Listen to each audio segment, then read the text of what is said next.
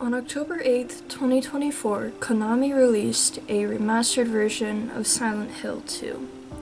This remastered version added about 7 more hours of content into the game.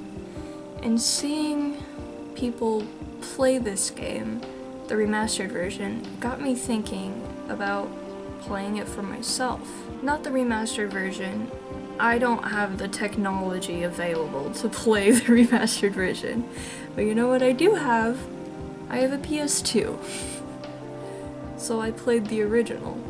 I was also trying to think of a game to play for this video. One of my classes, video game music. For our final project, we need to make a video about a video game. And so I thought, why not do Silent Hill 2? Silent Hill 2 was released in 2001, and although I certainly don't remember its release, I do remember my brother playing it on his PS2. I was pretty young, but I remember I would sneak behind the couch and just watch him play. Because of that, I don't have a lot of memory of the game before playing it for myself. Silent Hill, as a series, is in the survival horror genre. It's all of the games, I believe, are developed by Team Silent and published by Konami. And the amazing soundtrack is by Yamaoka Akira.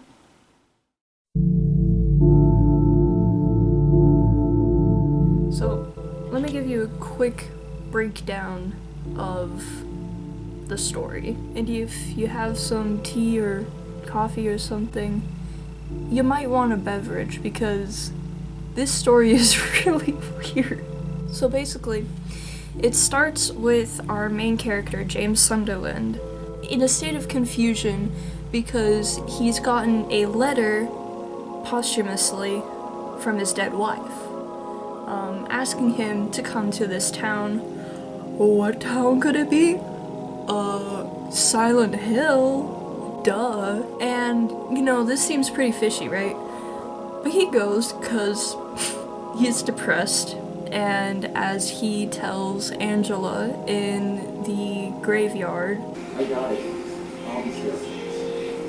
I'm not lying. No, I believe you.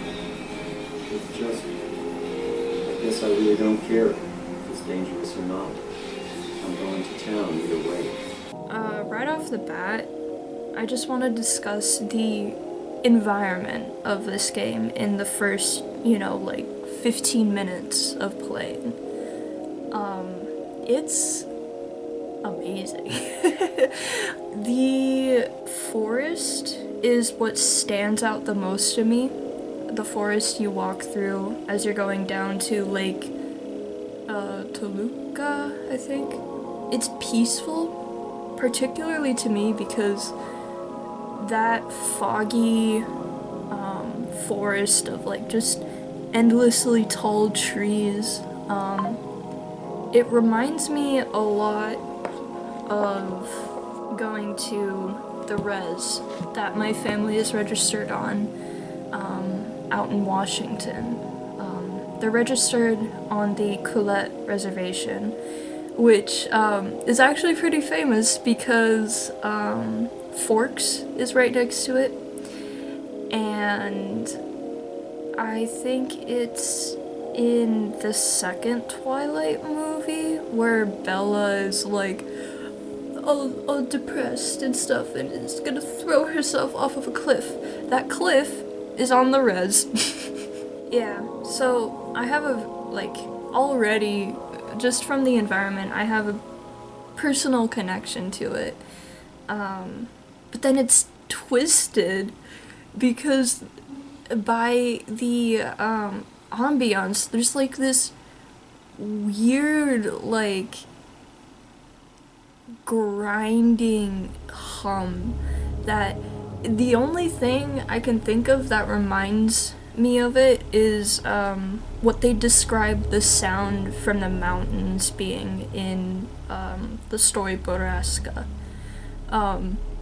If you know that story, it's a pretty messed up story, but that the sound that they describe, that's at least like from what was coming out of the shitty speakers of my TV from Goodwill, that's what it sounded like to me. And as you walk further into the forest, it gets louder and louder, and then it dies down, and then it comes back, and it's just so nerve-wracking, and it's like twisting that personal connection I've already made with the game, and already like making me uncomfortable because it's taking my safe spot, the res, and it's twisting it. So then you eventually come into the actual town of Silent Hill.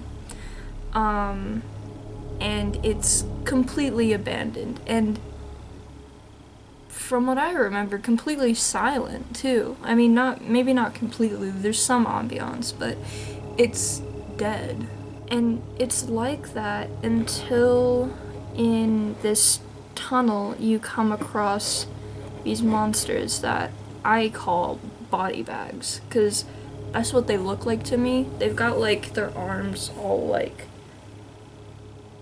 wrapped up like this, like they're in a straitjacket, and they don't, at least in the PS2 graphics, they don't have any features or anything.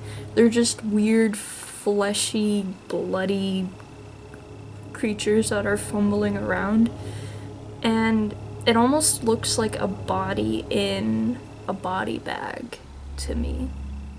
And that makes me wonder, because, okay, little spoiler here. The town of Silent Hill basically is just a town of nightmares. Whoever enters it, it just traps them and traps them in their worst nightmares and like their traumas and their worst memories and things like that. So it makes me wonder if these creatures, the body bags as I call them, if they're supposed to be representative of James' trauma with seeing his dead wife, if he saw her in a body bag, and that's kind of where these monsters came from. In the remaster, though, they actually have mouths, because one thing about how these body bags attack is they basically throw up on you. Really gross. I also would like to mention just kind of the comfort of the old PS2 graphics. You know, the remaster is amazing, and honestly, after playing the original for myself, I kind of want to play the remaster just to see it, like, clear. Because the PS2 graphics are pretty gnarly. I feel like that also kind of adds to the horror, because the draw distance is so low that it literally, you don't see an enemy until they're like 2 feet in front of you, and then you're like, oh fuck, and you're like scrambling to battle them. When you first come across Pyramid Head, it's kind of hard to see him through the bars. He kind of just looks like a red smear. Like, you can tell there's like the little pyramid head, and so you don't really get a good look at him, and you're kind of like, what the fuck is that? Should I be scared of that?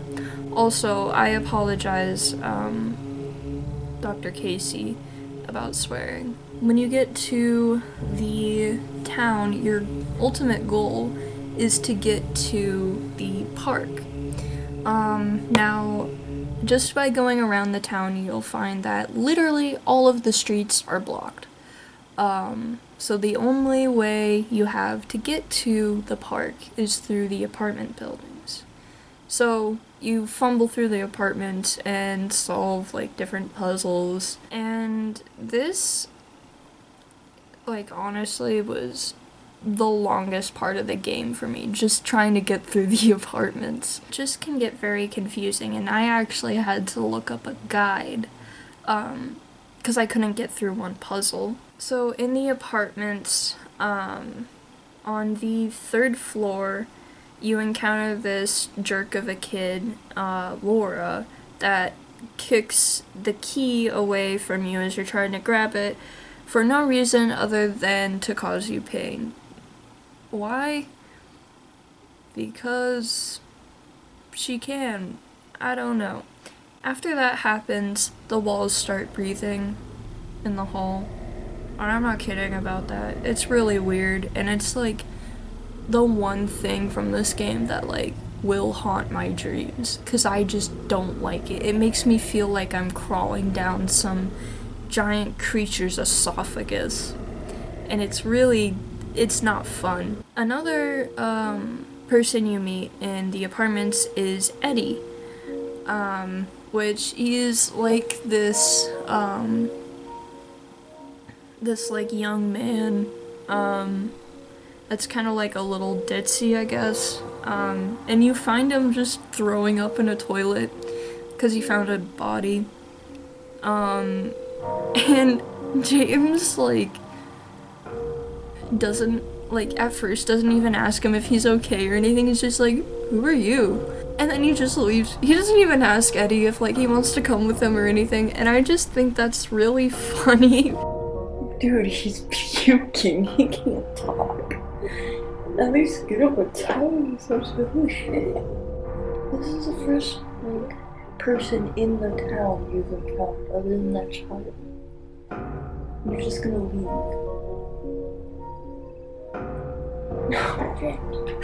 James. But in the manual, it just straight up insults Eddie. It just calls him like a blubbering idiot. And I just think that's really unfair. Like, give him a break, man. He is, you know, he is in the same fucked up situation as James. So, like, give him a break. I actually, with my playthrough, I didn't get past the apartments.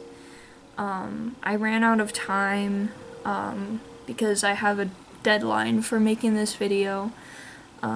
So I ran out of time for playing it, which this game is actually a really long game. It's like 8 hours. A standard playthrough is 8 hours, and I got about 3 hours through, which is decent. So past this part, I didn't play myself. I do sort of remember, like seeing my brother play it. So I'm kind of gonna go through the story from here.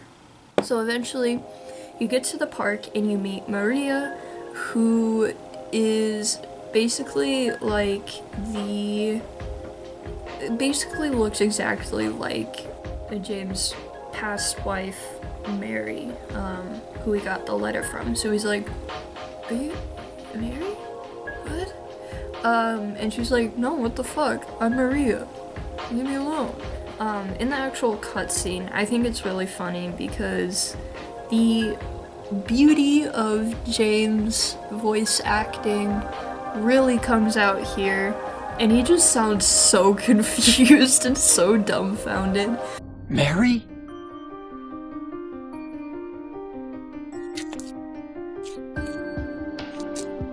No, you're not. So basically, Maria joins you because she's like freaked out by the body bags, because that's very understandable. And then you come across Laura again, and Laura runs off to the hospital. And Maria is like, oh my god, that's Laura. We gotta go after her and see what the fuck she's doing. And she does. While at the hospital, James and Maria are ambushed by Pyramid Head, and Pyramid Head kills Maria. Which is just like so sudden. Past this, the story gets really confusing for me, because I don't remember it at all. Like, I don't even remember seeing my brother play it or anything. So, I'm gonna kind of just go over it briefly. James kills Eddie, I guess. James and Eddie get in an argument, and Eddie attacks James, and then James ends up killing him.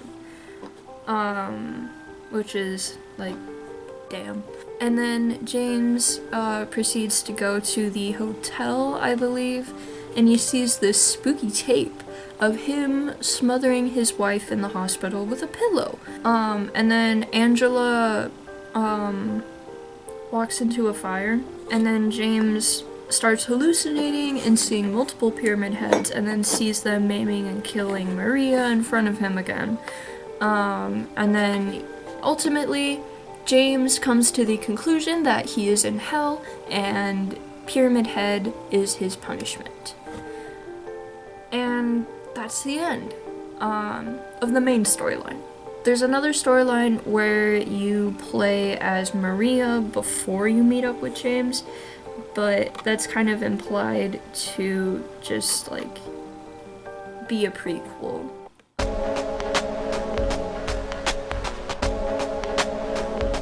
There's a lot of different sources of inspiration cited by the creators of this game. They've cited books like Crime and Punishment, movies like Jacob's Ladder, artists like Francis Bacon, Rembrandt, Andrew Wyeth, as well as mangakas like Junji Ito and Moroshi Daijiro.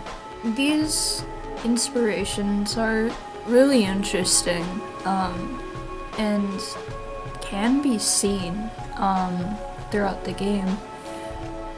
The theme of Crime and Punishment is that some acts are forgivable if they're for a good cause, except they're not.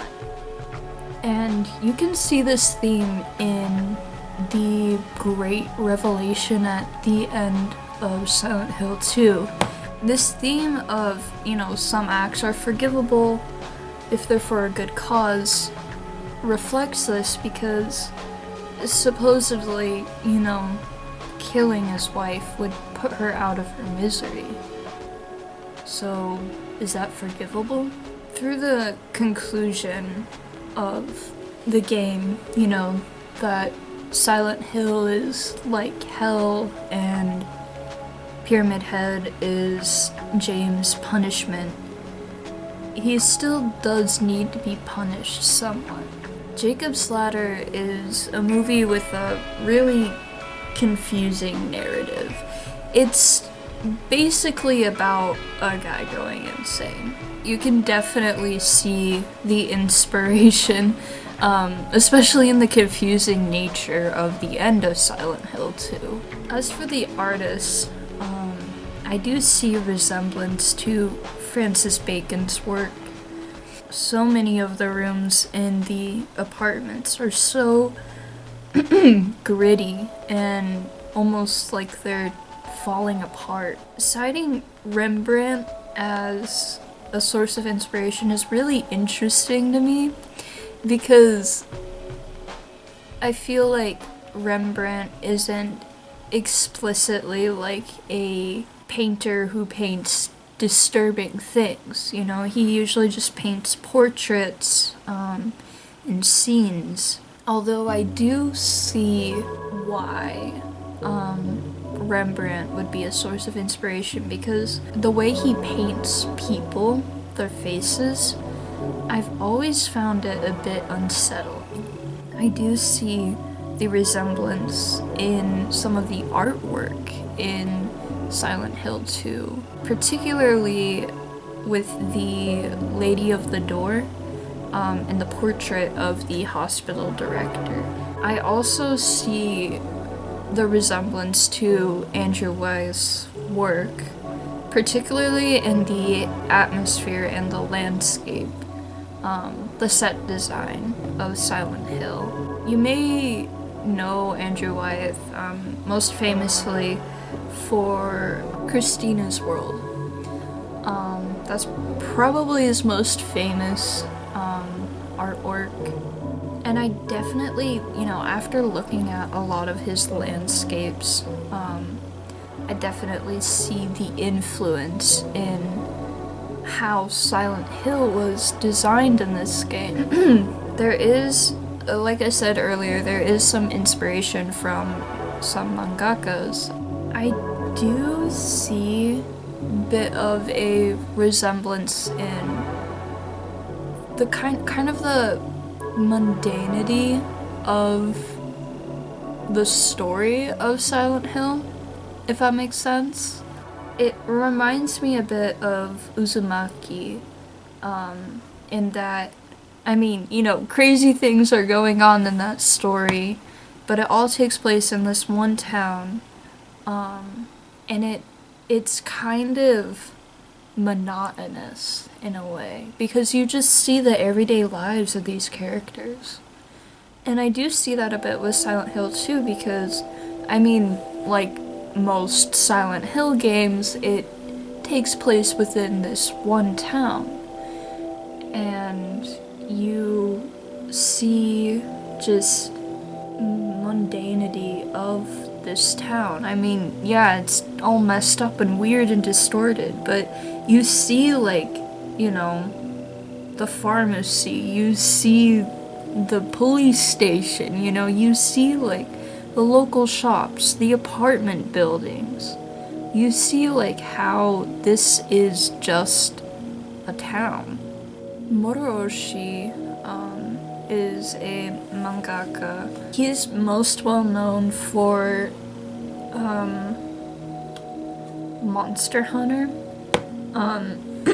which was adapted into an anime, but actually what I personally know him from is his 1990 manga, The Dark Myth.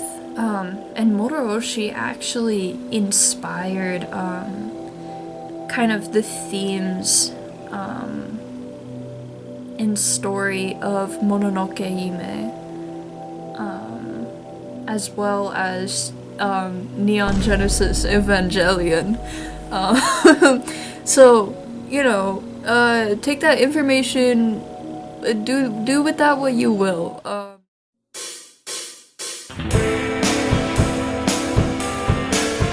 A big part of this report that I have to do is focus on the sound design of this game.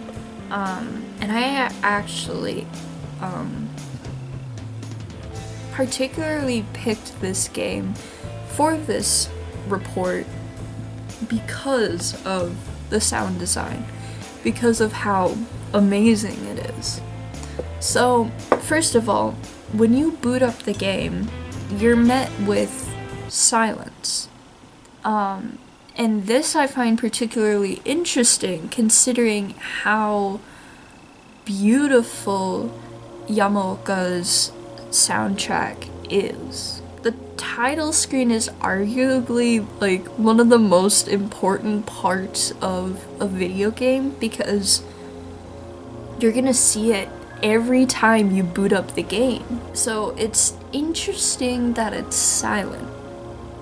And I mean, hey, it is called Silent Hill too. This silence of the title screen tells you that this game is going to be different, that there's something fundamentally strange about it. The entirety of the game, up until you first encounter the body bags, is actually pretty silent. There is ambiance, but it's silent. And after the first encounter with that body bag, the game is never silent anymore. It's loud and abrasive, and it's invading, and it's uncomfortable. And it works really well. Another aspect of the ambiance that I'd like to mention is the use of Foley and mixing.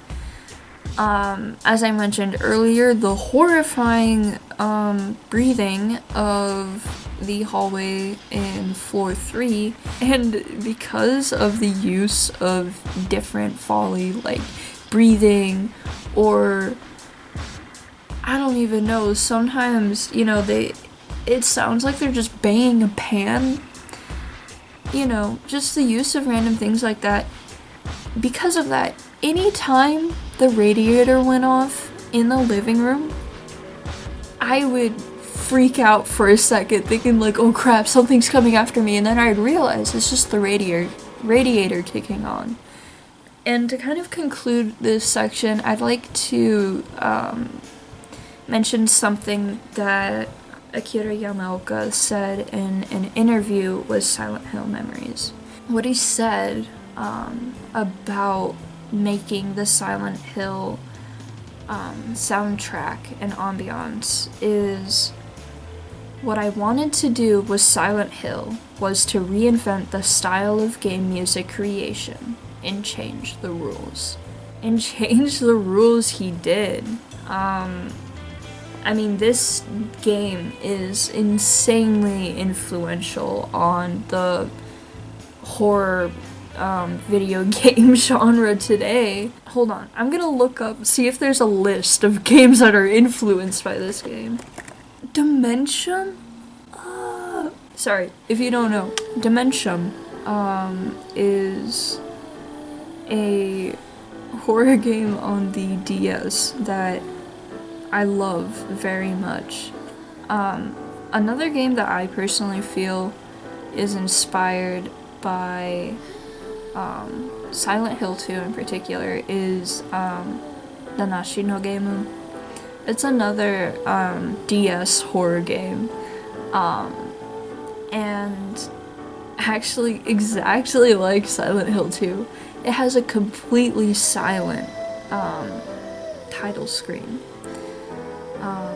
And the ambiance and the music is very similar too.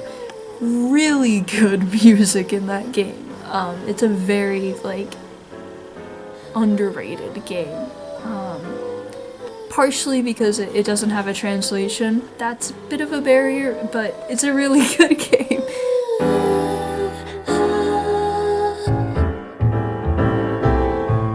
Silent Hill 2 is my favorite Silent Hill game. Like I said, it does have some issues.